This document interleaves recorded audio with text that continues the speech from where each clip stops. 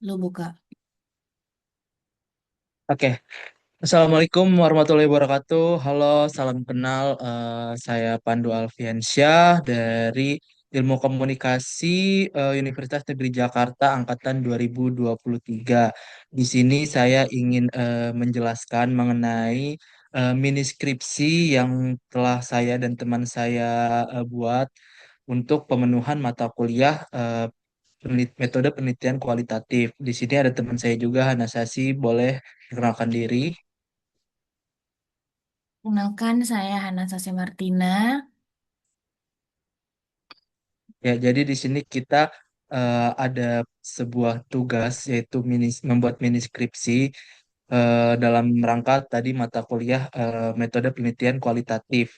Di sini kita mengambil judul yaitu analisis wacana kritis peran gender dalam iklan asuransi prudensial Indonesia edisi Prumapan. Jadi di sini kita menggunakan strateginya itu analisis wacana kritis atau CDA dari Ten Van Dijk. Nah, di sini variabel yang kita teliti itu yaitu peran gender atau gender role dan juga di sini objeknya itu adalah iklan asuransi prudensial Indonesia di edisi Permapan yang baru aja di upload itu sekitar 1 bulan yang lalu. Nah, untuk kenapa kita memilih judul ini mungkin boleh dijelaskan, Sasi? Oke, baik. Jadi judul penelitian kita ini yaitu analisis wacana kritis peran gender dalam iklan asuransi Prudential Indonesia edisi Prumapan.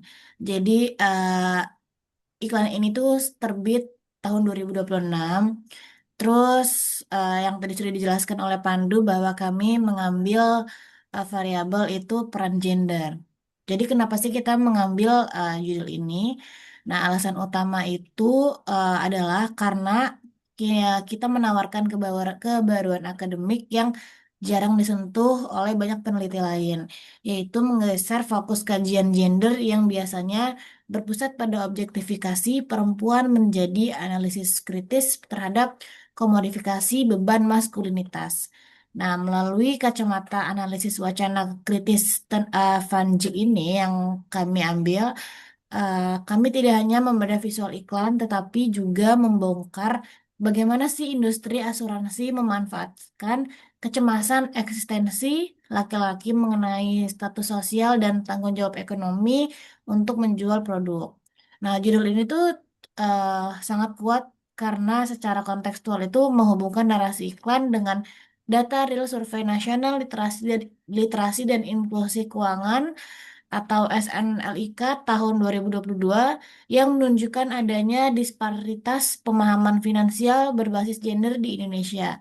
Dengan mengangkat topik ini, kita tuh menunjukkan kapasitas sebagai peneliti yang mampu mengkritisi bagaimana sih media itu melenggangkan ideologi patriarki dan kapitalisme yang membebani kaum laki-laki secara psikososial, sekaligus memposisikan perempuan sebagai pihak yang dependen dalam keputusan keuangan besar.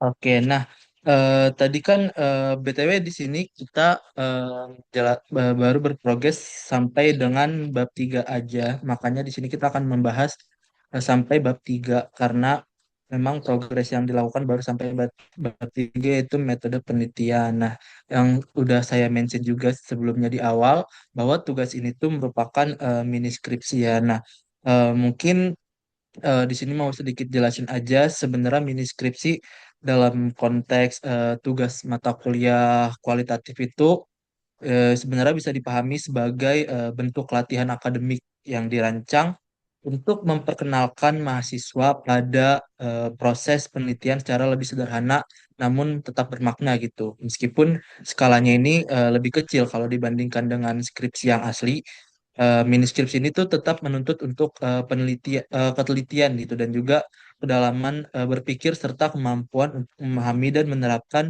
metode penelitian kualitatif secara tepat.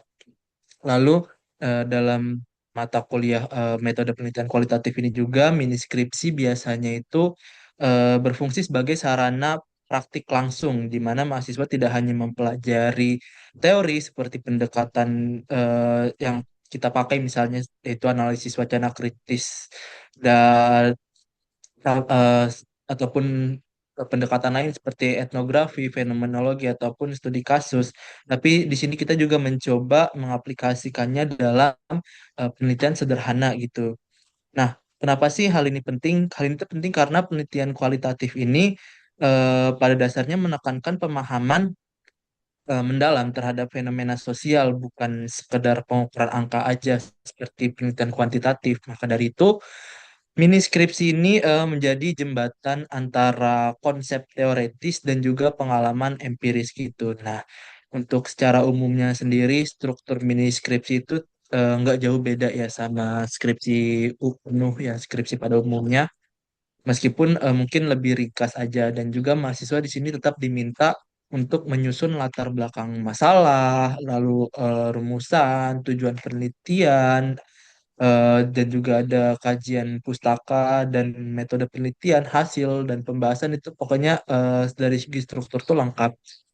Sama kayak skripsi pada umumnya, namun mungkin ruang lingkupnya itu biasanya lebih terbatas gitu. Nah, mungkin bisa pada berfokus pada satu objek kecil atau jumlah informan yang terbatas kalau misalnya menggunakan informan ya.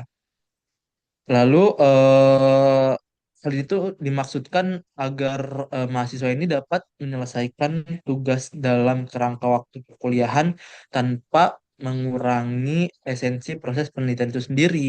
Nah, dalam pendekatan kualitatif ini juga, mini skripsi ini juga menekankan pentingnya kepekaan peneliti terhadap konteks sosial gitu, di mana mahasiswa ini diajak untuk memahami bahwa data itu tidak hanya dikumpulkan tetapi juga ditafsirkan. Nah, proses-proses seperti misalnya wawancara mendalam atau analisis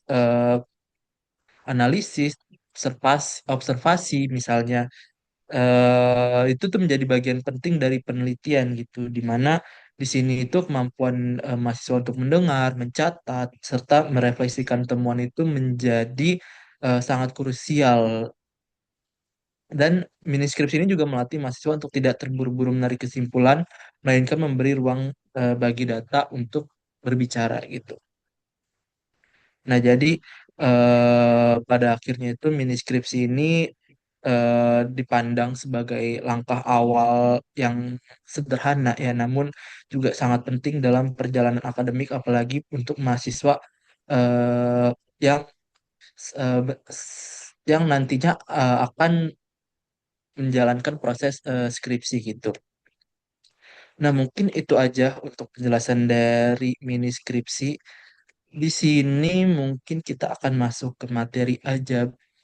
BTW untuk buku operasional konsep atau buku referensi utama ini kita mengambil bukunya dari Linda L. Lindsay yang judulnya itu Gender Sociological Perspective.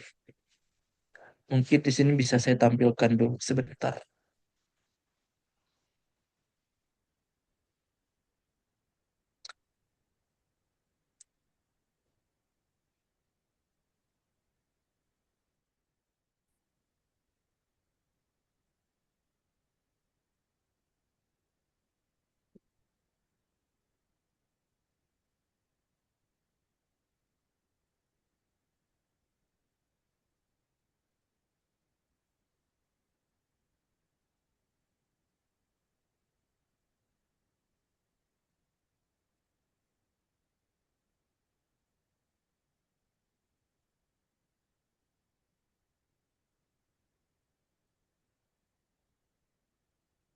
Maaf, sepertinya filenya eh, tidak ketemu. Mungkin kita lanjut aja ya.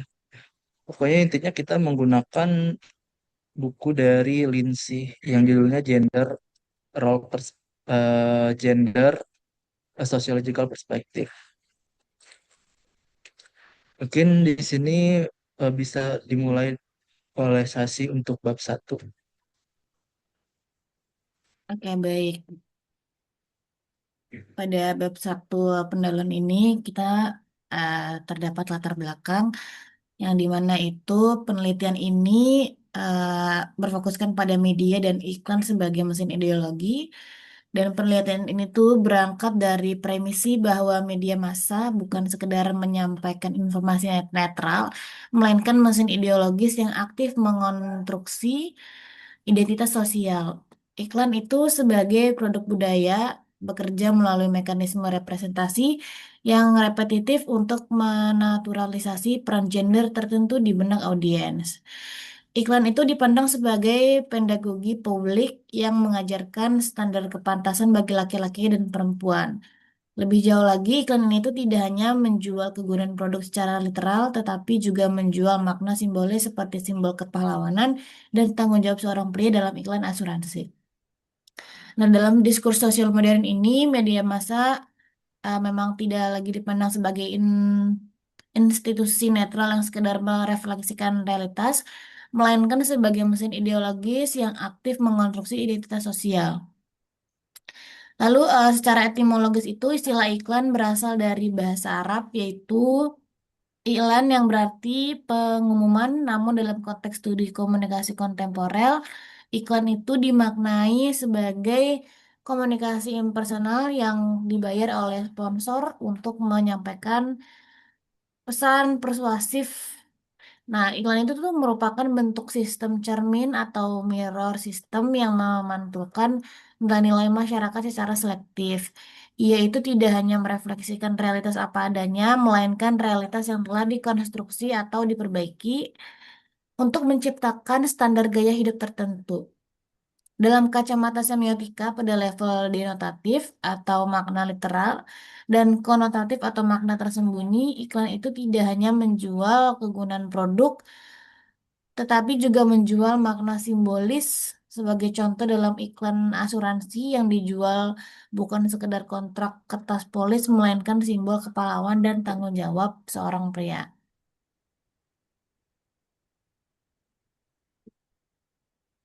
Lalu iklan juga berfungsi sebagai institusi pengatur yang mendefinisikan batas-batas perilaku gender yang dianggap normal atau menyimpang. Lalu iklan telah bertransformasi dari sekedar pemberi informasi produk menjadi wacana tentang objek yang mengaitkan produk dengan identitas sosial. Hal ini tuh berarti iklan memiliki kekuatan untuk menciptakan kebutuhan palsu atau false needs dan menanamkan ideologi melalui teknik persuasi yang halus. Lalu dalam iklan prudensial perumahan ini tuh fungsi iklan bergeser menjadi alat pendisiplinan sosial di mana ia menggunakan narasi domestik untuk mengontrol ambisi individu laki-laki dan mengarahkannya pada konsumsi produk keuangan jangka panjang. Nah, dengan demikian iklan juga harus dipahami sebagai situs kontestasi kekuasaan di mana nilai-nilai tradisional dan tuntutan kapitalisme modern bertemu untuk membentuk citra keluarga ideal yang sangat bias gender.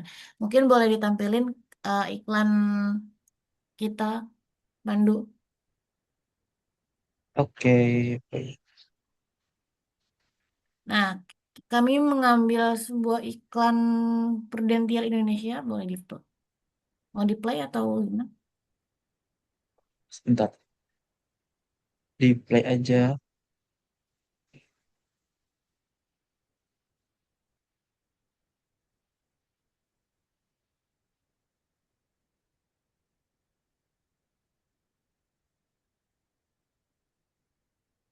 Sebentar ya.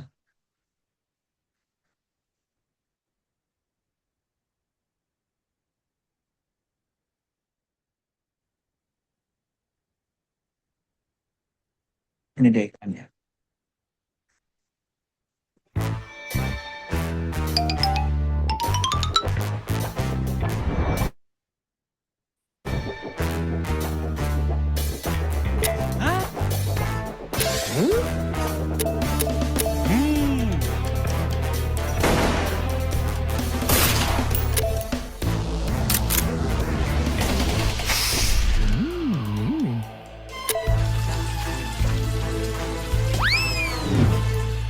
Aha!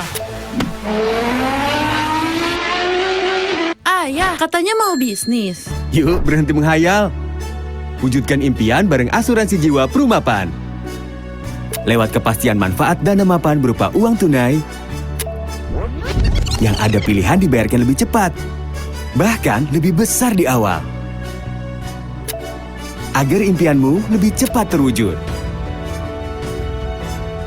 Manfaat dana mapan dibayarkan 21 kali secara tahunan.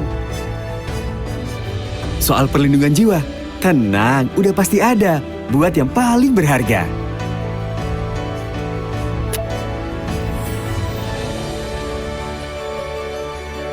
Pastikan impianmu mapan terkendali bareng Prumapan.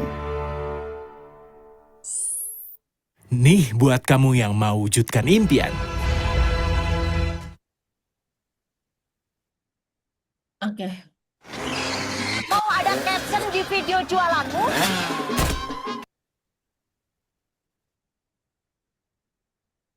Oke, tadi merupakan salah satu iklan yang kita ambil sebagai penelitian ini.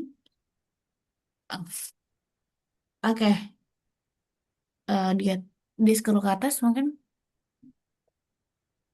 Ke bawah, ke bawah, ke bawah. Sorry.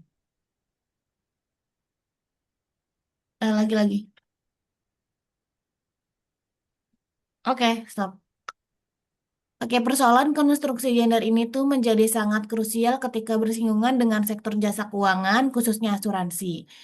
Nah, di sini tuh industri asuransi secara inheren menjual konsep keamanan dan proteksi, namun narasi tersebut itu seringkali dialamatkan secara timpang. Nah, di Indonesia itu terdapat fenomena menarik di mana literasi keuangan masih menunjukkan disparitas gender yang signifikan.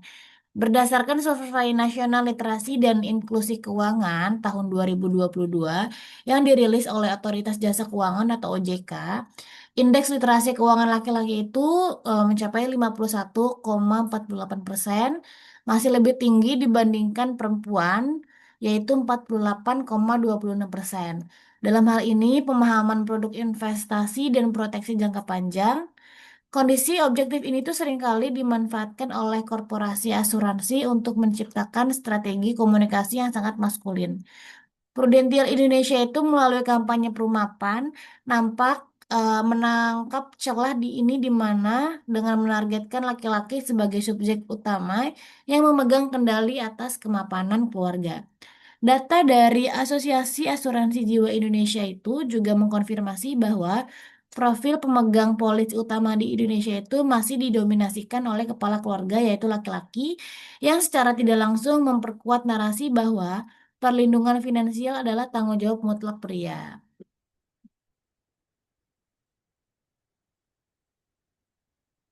Oke, iklan Prudential edisi Perumapan 2026 ini tuh menampilkan sebuah narasi yang sangat spesifik dan syarat akan simbolis gender.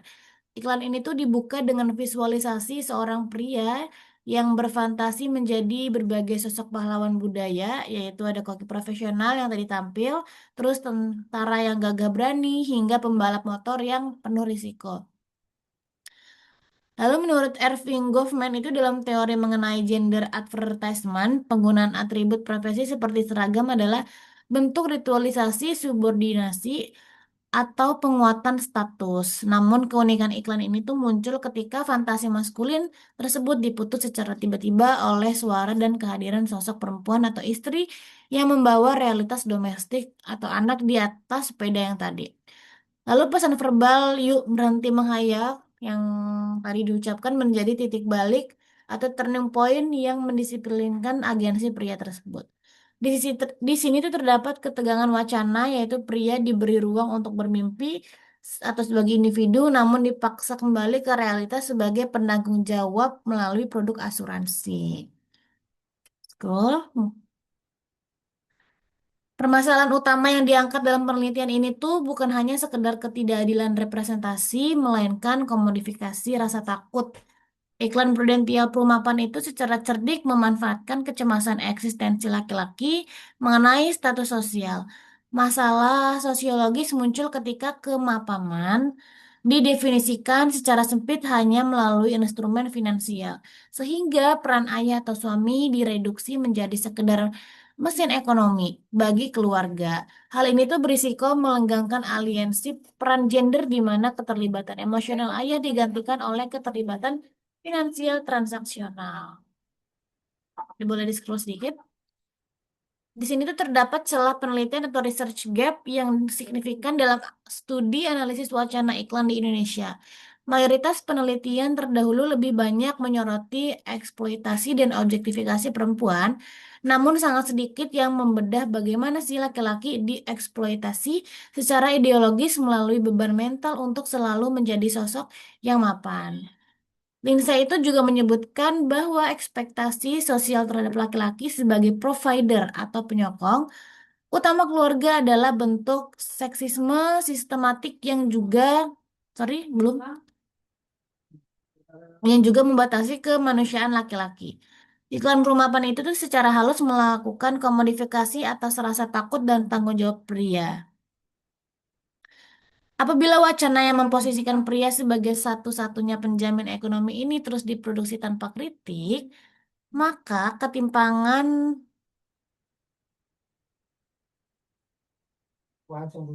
sorry, maka ketimpangan relasi gender di Indonesia akan semakin terlembagakan. Pertama, hal ini tuh akan melanggengkan pandangan bahwa perempuan adalah pihak yang independen dan tidak memiliki otoritas dalam keputusan keuangan besar.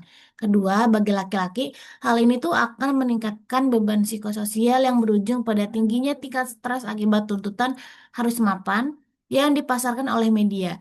Secara sosiologis, institusi keluarga akan terus beroperasi dalam pola tradisional yang kaku, menghambat pembagian kerja domestik dan publik yang setara sebagaimana diidealkan dalam pembangunan inklusif. Untuk membedah kompleksitas masalah tersebut, penelitian ini tuh menggunakan analisis wacana kritis atau AWK model Ten Van Dijk, berbeda dengan analisis wacana tradisional yang hanya berfokus pada aspek linguistik.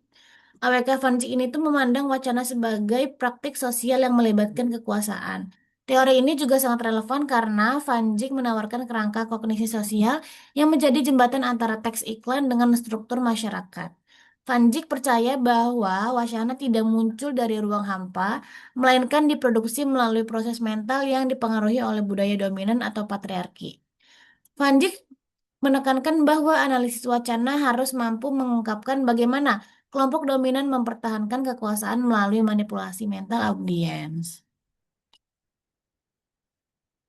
Oke, langsung aja ke fokus penelitian. Berdasarkan uraian pada latar belakangnya tadi, penelitian ini tuh berpijak pada fenomena konstruksi peran gender dalam iklan asuransi yang cenderung melenggangkan stereotip tradisional meskipun berada di era modern. Iklan Prudential Indonesia edisi Perumapan menunjukkan adanya ketimpangan representasi di mana laki-laki dikonstruksi sebagai subjek yang memiliki agensi untuk bermimpi sebagai koki, tentara atau pembalap, namun sekaligus menjadi objek yang didisiplinkan oleh tanggung jawab finansial keluarga melalui narasi berhenti menghayal. Pada pernyataan masalah di atas, maka fokus penelitian ini tuh ke dalam pertanyaan-pertanyaan penelitian sebagai berikut. Pertama, bagaimana struktur teks atau makro dan mikro dalam iklan Prudential edisi Perumapan mengonstruksi peran gender melalui elemen verbal atau visual, verbal dan visual. Yang kedua, bagaimana kognisi sosial yang melatar belakangi produksi wacana dalam iklan tersebut merefleksikan ideologi dan nilai gender yang berkembang di Indonesia. Yang ketiga, bagaimana relasi kuasa dan institusi keluarga direpresentasikan dalam iklan tersebut untuk melegitimasi dominasi peran gender tertentu. Tujuan penelitian sesuai dengan rumusan masalah yang telah dipaparkan sebelumnya, maka tujuan yang ingin dicapai dalam penelitian ini tuh ada tiga. Yang pertama, tujuan ini tuh diarahkan untuk membongkar secara detail bagaimana penggunaan elemen verbal atau pilihan diksi dan gaya bahasa, serta elemen visual atau atribut profesi, yaitu kostum dan latar, bekerja secara sinergis dalam membangun citra maskulinitas dan feminitas.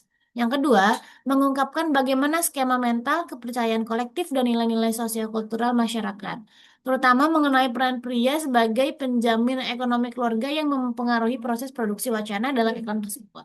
Yang ketiga, mengidentifikasikan bagaimana iklan prudensial menggunakan narasi kemapanan dan struktur keluarga untuk mempertahankan atau memperkuat dominasi peran gender tertentu atau patriarki.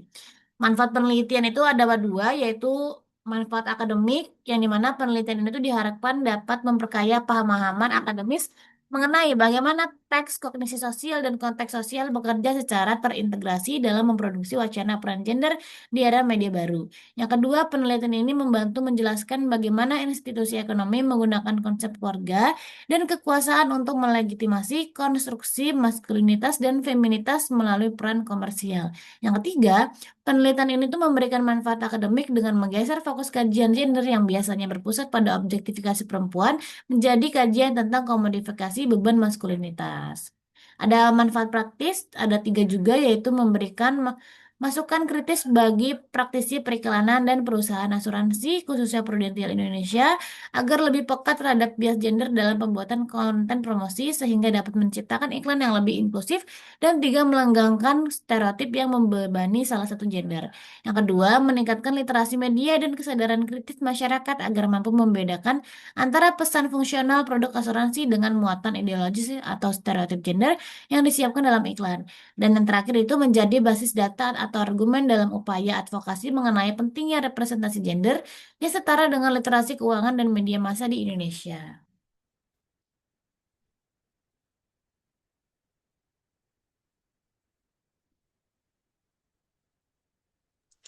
Oke, jadi tadi itu sudah dijelaskan oleh Sasi mengenai latar belakang dan juga fokus penelitian serta tujuan penelitian yang kami lakukan. Lalu di sini saya akan membahas bab 2 mengenai kajian teori. Mungkin sebelumnya tadi saya sudah sempat mention bahwa buku referensi utama yang kita pakai itu adalah bukunya Lindsay yang judul Gender, A Sociological Perspective. Di sini mungkin saya akan kasih lihat dulu untuk bukunya.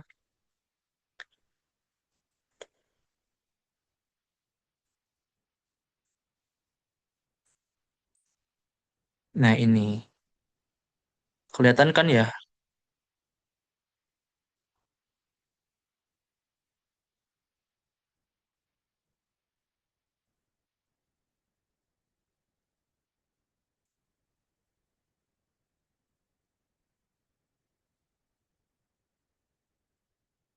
Nah, jadi ini adalah buku yang kita pakai sebagai referensi utama. Di sini sangat-sangat lengkap. Ya, ada sekitar 785 halaman. Mungkin kita balik lagi. Jadi di bab 2 ini eh, kita akan membahas mengenai konsep dan juga kajian literatur atau penelitian-penelitian terdahulu. Lalu juga di sini kita membahas mengenai variabel penelitian, lalu eh, ya, dan teori-teori yang kita gunakan juga sebagai referensi atau yang mendasari dari eh, penelitian kita ini. Nah, mungkin di sini untuk konsepnya sendiri, kita di sini karena variabelnya adalah gender role, maka di sini konsep dari penelitian kita itu atau konsep dari variabelnya itu adalah gender. Nah, konsep itu kan lebih luas ya dari variabel yang dimana dia itu memayungi variabel-variabel tersebut. Nah, di sini konsep yang kita pakai di sini adalah konsep gender. Nah, dari gender ini dalam kaitannya dengan ilmu sosial itu merupakan konsep yang secara fundamental itu berbeda dari seks atau jenis kelamin biologis gitu. Di mana kalau seks ini kan mengacu pada karakteristik biologis yang membedakan antara laki-laki dan juga perempuan. Seperti misalnya dari organ reproduksi dan juga atribut fisik lainnya yang ditentukan memang secara genetik gitu.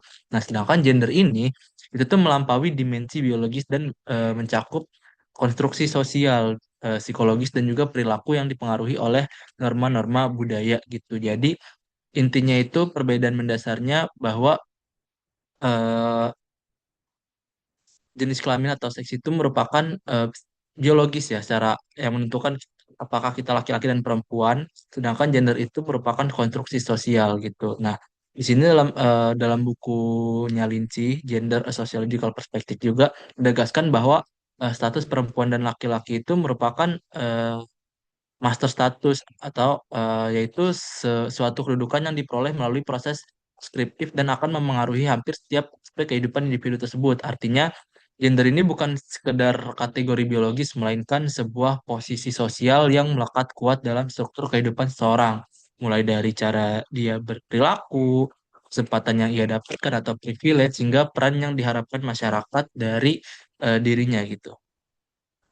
Nah, mungkin dalam kajian gender kontemporer di sini para ahli menangkalkan bahwa gender ini tidak hanya berkaitan dengan identitas individu, melainkan juga merupakan sistem makna sosial yang kompleks gitu. Nah, di sini seorang teoritis gender yang sangat-sangat terkenal yaitu Judith Butler memandang gender itu sebagai sesuatu yang bersifat formatif gitu, yaitu dibentuk melalui tindakan dan praktik sosial yang dilakukan secara berulang dalam kehidupan sehari-hari. Dengan kata lain, gender di sini bukanlah sesuatu yang melekat secara alami sejak lahir, melainkan dikonstruksi melalui interaksi sosial yang terus berlangsung gitu. Nah, di sini juga banyak pandangan-pandangan ahli ya mengenai gender sendiri.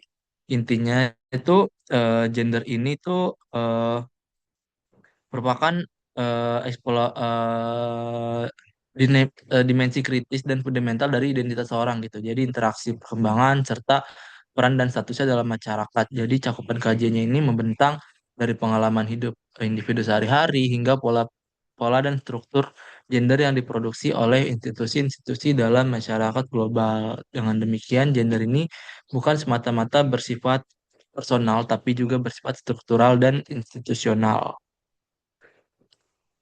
Dalam perspektif sosiologi sendiri, West dan Zimmerman ini memperkenalkan konsep doing gender, yaitu bahwa gender ini merupakan sesuatu yang dilakukan melalui interaksi sosial sehari-hari, yang mana maksudnya itu adalah individu secara aktif mereproduksi peran gender melalui perilaku, bahasa, dan tindakan yang sesuai dengan norma sosial yang berlaku di masyarakat gitu. Hal itu menunjukkan bahwa gender ini bukanlah sesuatu yang statis ya, melainkan terus diproduksi dan dipertahankan dalam kehidupan sosial. Nah, jadi bisa kita simpulkan bahwa gender ini merupakan konsep multidimensional yang mencakup identitas, peran, serta ekspektasi sosial yang dilekatkan pada masing-masing jenis kelamin, baik laki-laki maupun perempuan. Dan gender ini tuh bersifat dinamis dan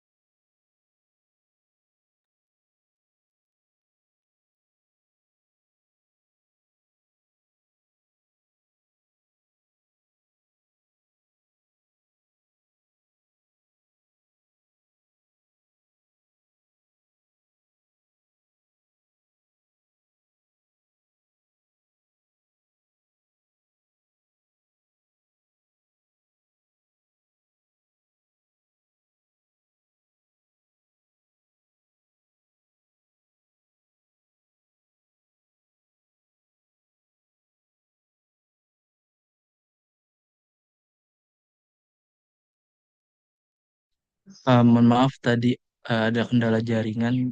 tadi berhenti di mana ya, Sasi?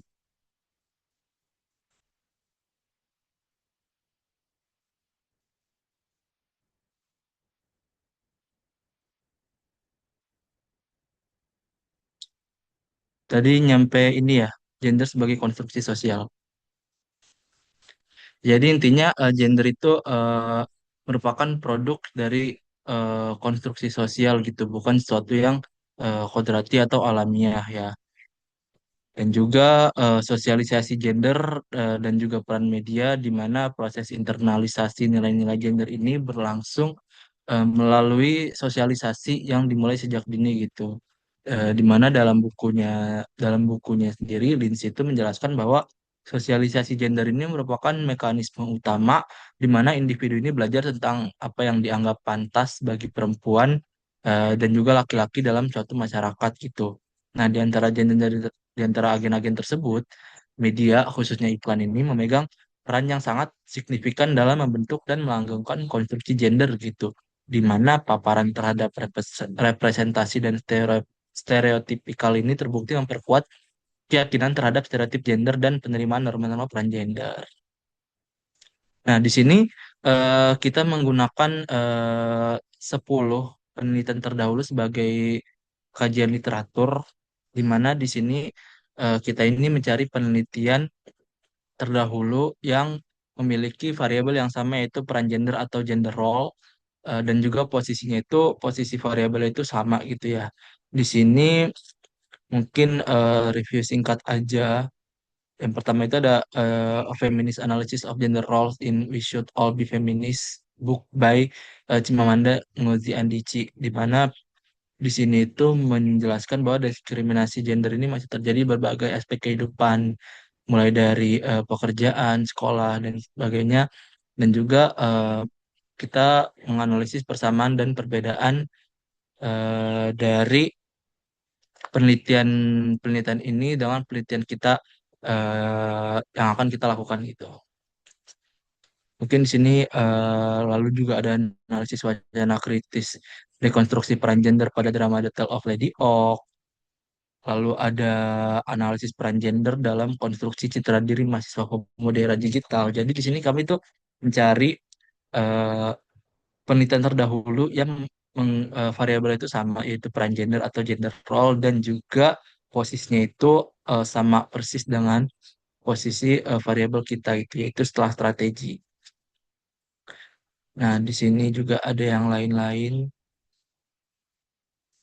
Kita di sini ngambil jurnalnya atau artikel penelitiannya itu dari baik yang dari dalam Indonesia ataupun dari luar negeri gitu. Mungkin kalau misalnya dari luar itu perbedaannya dapat kita lihat juga bahwa mungkin kalau dari luar negeri itu perbedaannya seperti konteks ya. Konteksnya itu bukan konteks Indonesia. Nah, lalu kenapa kita ngambil penelitian-penelitian ini? Karena penelitian terdahulu ini tuh eh, karena penelitian-penelitian itu tadi sudah dijelaskan bahwa variabelnya sama dan posisi variabel sama, dan juga ini tuh berbeda gitu, di mana kalau penelitian terdahulu itu nggak secara spesifik menggunakan CDA Van Dijk, walaupun tadi ada beberapa yang menggunakan CDA Van Dijk, namun tidak tidak dengan kombinasi Van Dijk lalu wacana peran gender dan juga objeknya itu iklan gitu, apalagi iklan asuransi.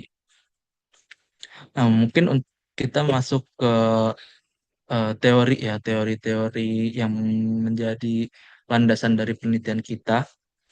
Karena kita tadi membahas tentang gender, maka di sini tentu saja kita menggunakan teori performativitas gender dari Judith Butler ya, di mana Butler ini menegaskan bahwa tidak ada identitas gender di balik ekspresi gender, di mana identitas itu justru dibentuk secara performatif oleh ekspresi-ekspresi yang selama ini dianggap sebagai hasilnya. Apa yang kita anggap sebagai sifat natural dari laki-laki maupun perempuan, itu tuh menurut Butler sejatinya hanyalah efek dari pengulangan performasi yang terstruktur oleh norma sosial gitu.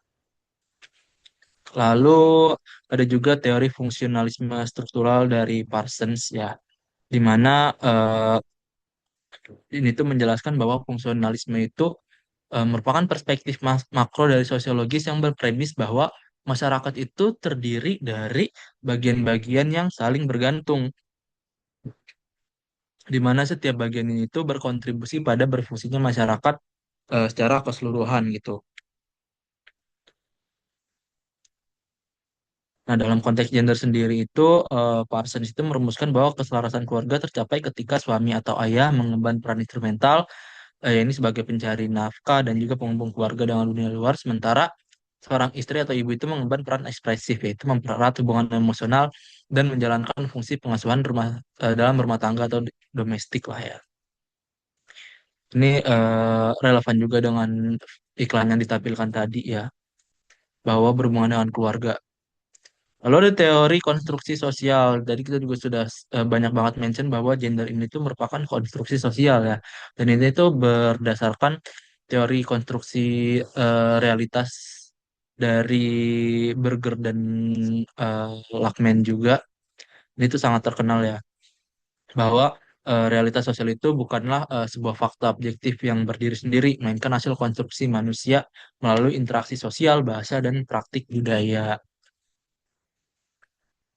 Lalu kita juga menggunakan teori feminis sosiologis yang merupakan pendekatan yang berfokus pada analisis ketimpangan gender sebagai hasil konstruksi sosial yang dipengaruhi oleh struktur budaya, ekonomi, dan politik. Tokoh penting yang mencetuskan itu Simone de Beauvoir melalui karyanya The Second Sex. Itu menegaskan bahwa perempuan itu tidak dilahirkan sebagai perempuan, melainkan dibentuk oleh norma dan nilai-nilai sosial. Nah, eh, teori-teori tersebut itu yang mendasari atau melandasi penelitian kita ini. Lalu kita juga membahas variabel penelitian. Variabel penelitian yang sudah dijelaskan juga tadi merupakan peran gender ya, di mana atau gender roles ya, di mana Lindsay ini mendefinisikan peran gender sebagai sikap dan perilaku yang diharapkan oleh masyarakat dari masing-masing jenis kelamin. Jadi itu tuh merupakan expected attitude dan juga expected behavior dari masyarakat gitu, dari society. Nah, definisi ini menempatkan peran gender sepenuhnya dalam konteks sosiokultural, bukan sebagai kodrat biologis, melainkan sebagai konstruksi sosial yang dipelajari, diinternalisasi, dan direproduksi melalui berbagai agen sosialisasi, termasuk sekolah, keluarga, dan juga media. Nah, di sini karena kita membahas mengenai peran gender dalam iklan ya, kita di sini juga mesti membahas bagaimana media khususnya iklan ini merupakan salah satu agen sosialisasi gender yang paling kuat dan masif gitu. Di mana televisi dan iklan ini juga berfungsi sebagai skrip gender yang mengajarkan khalayak tentang perilaku dan aspirasi apa yang dianggap pantas bagi laki-laki dan perempuan gitu. Nah, untuk dimensinya sendiri, di sini kita menentukan langsung dari bukunya Lindsay. Untuk dimensi peran gender, yaitu kita menemukan ada tiga. Yang pertama itu instrumental role atau peran instrumental.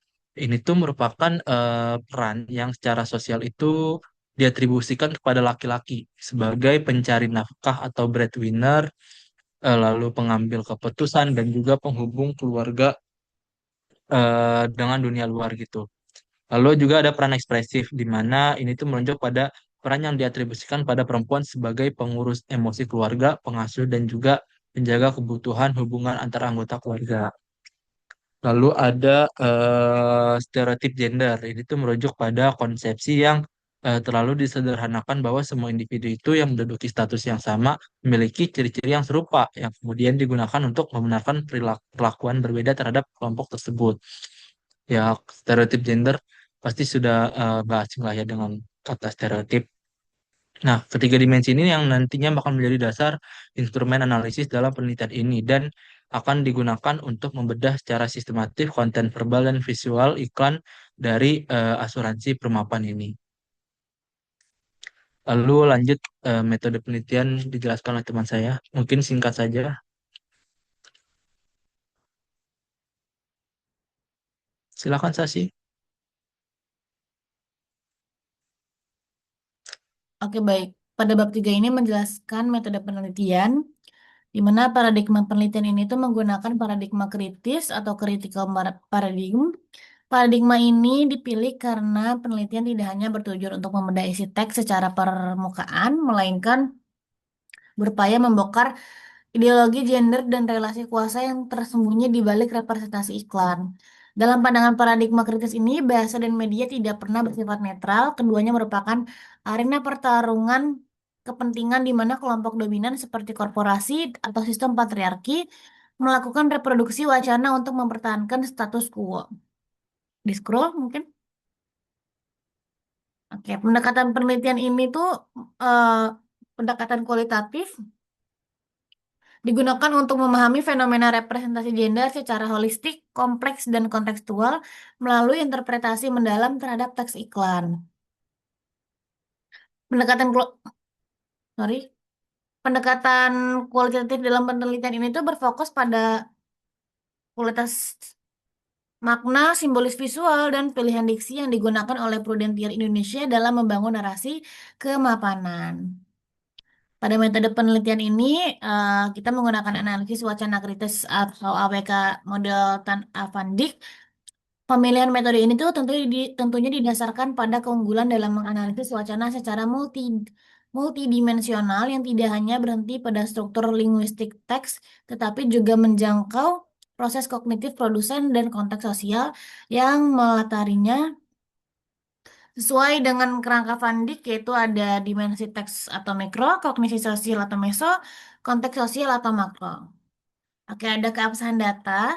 Untuk menjamin kepercayaan dan validitas temuan dalam penelitian kualitatif ini, peneliti menerapkan teknik triangulasi, yaitu merujuk pada pemikiran Moleong tahun 2007, merupakan prosedur pemeriksaan keabsahan data yang memanfaatkan faktor eksternal di luar data utama sebagai sarana verifikasi atau pembanding. Terdapat 4 jenis triangulistik yang dapat diaplikasikan, yaitu triangulasi sumber, triangulasi metode, triangulasi peneliti, dan triangulasi teori. Teknik pemeriksaan data penelitian ini tuh penulis menggunakan triangulasi sumber untuk mengecek validitas data dengan cara membandingkan wacana yang ditemukan dalam iklan perumahan dengan data eksternal lainnya. Hal ini tuh dilakukan dengan mengkonfrontasi temuan teks iklan dengan dokumentasi resmi dari OJK terkait literasi keuangan serta laporan kinerja industri dan Asosiasi Asuransi Jiwa Indonesia, sehingga analisis konteks sosial pada level makro dapat dipertanggungjawabkan. Oke, ada strategi penelitian. Penelitian ini tuh menggunakan pendekatan kualitatif dengan strategi analisis wacana kritis model Ten Van Dijk. Paradigma penelitian yang digunakan adalah paradigma kritis yang berangkat dari asumsi bahwa bahasa dan teks bukan sekedar alat komunikasi netral, melainkan arena pertarungan ideologi dan relasi kuasa.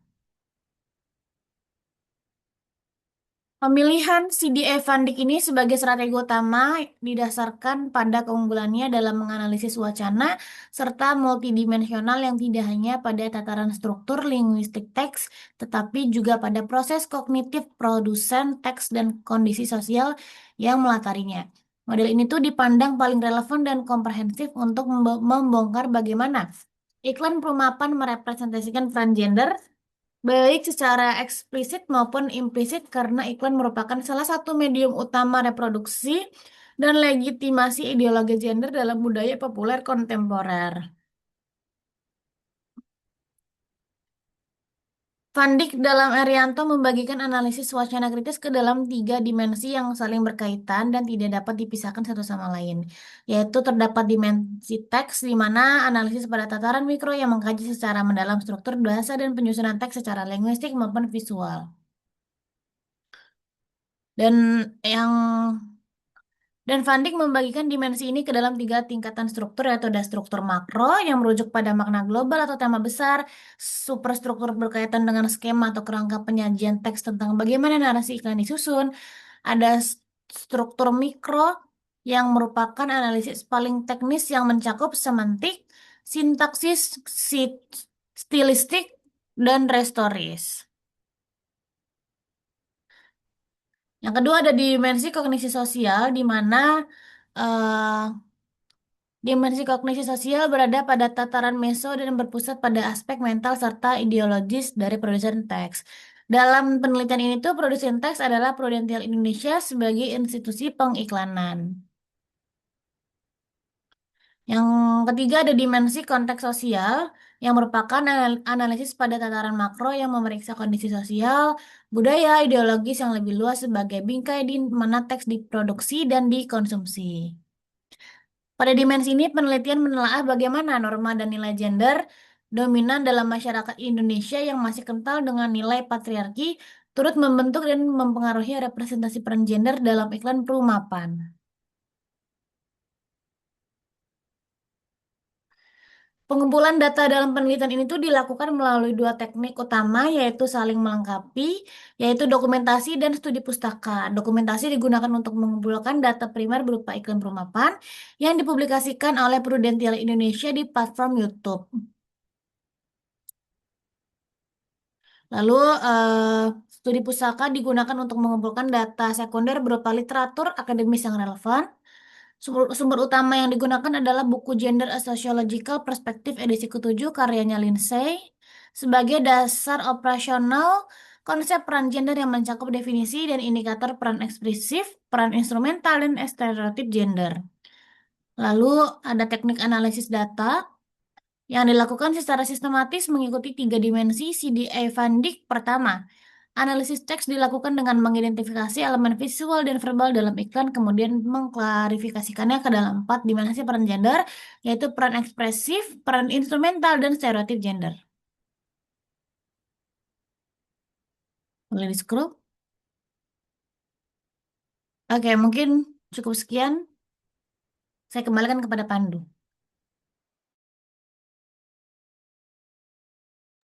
Ya, jadi mungkin itu saja dari penjelasan mengenai eh, 3 bab pertama yang telah kita lakukan mengenai penelitian analisis wacana kritis Van Dijk terhadap peran gender dalam iklan prudensial edisi Perumahan, di mana di sini kita menggunakan pendekatan analisis wacana kritis Van Dijk dan juga menggunakan 3 dimensi dari peran gender, yaitu peran instrumental, peran ekspresif, dan juga stereotip gender.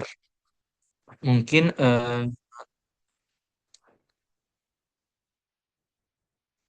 mungkin tadi ya kita menganalisis datanya itu melalui 3 dimensi CDF Van Dijk, di mana ada dimensi teks, dimensi teks ini kita akan mengidentifikasi elemen visual dan juga verbal dalam iklan. Lalu kita klasifikasi ke dalam 4 peran gender tadi, yaitu sorry, maksudnya 3 ya, di sini ada 3 peran gender, yaitu peran ekspresif, peran instrumental, dan juga stereotip gender. Lalu untuk untuk dari kognisi sosialnya sendiri gitu kita lakukan dengan menelaah ideologi dan asumsi gender yang tertanam dalam strategi komunikasi iklan dari Prudential Indonesia itu sendiri, karena kan memang Prudential Indonesia ini merupakan sebuah perusahaan asuransi ya, yang dimana untuk konteksnya sendiri itu kebanyakan konteks keluarga ya untuk advertisingnya. Lalu juga untuk analisis konteks sosial itu dilakukan dengan menghubungkan representasi gender dalam iklan pada konteks sosial budaya di Indonesia yang lebih luas, termasuk norma patriarki dan juga dinamika perubahan peran gender kontemporer gitu, di mana memang ada sedikit pergeseran peran gender di masyarakat saat ini gitu. Mungkin itu saja yang bisa kami sampaikan. Mungkin ada yang ingin ditambahkan dari saudari Sasi. Oke, baik. Jadi kesimpulannya fokus penelitian kami di bab 1 sampai 3 ini adalah untuk membongkar narasi mapan dalam iklan prudensial yang ternyata syarat akan beban gender. Dengan pisau analisis AWK yang kita gunakan ini, Kami ingin menunjukkan bahwa ada relasi kuasa dan konstruksi sosial yang memaksa laki-laki untuk selalu menjadi pelindung finansial, sementara posisi perempuan cenderung dipasifkan. Semoga kerangka teori dan metodologi yang kami susun dapat memberikan kontribusi baru dalam kajian komunikasi gender di Indonesia. Mungkin sekian. Ya, mungkin sekian dari kami. Kami di sini juga sadar bahwa kami masih belajar dan mungkin terdapat kesalahan dalam penyusunan maupun dalam eh, pengkonsepan dari penelitian ini juga. Di sini kami masih belajar, jadi kami mengucapkan mohon maaf dan terima kasih. Kami akhiri. Assalamualaikum warahmatullahi wabarakatuh.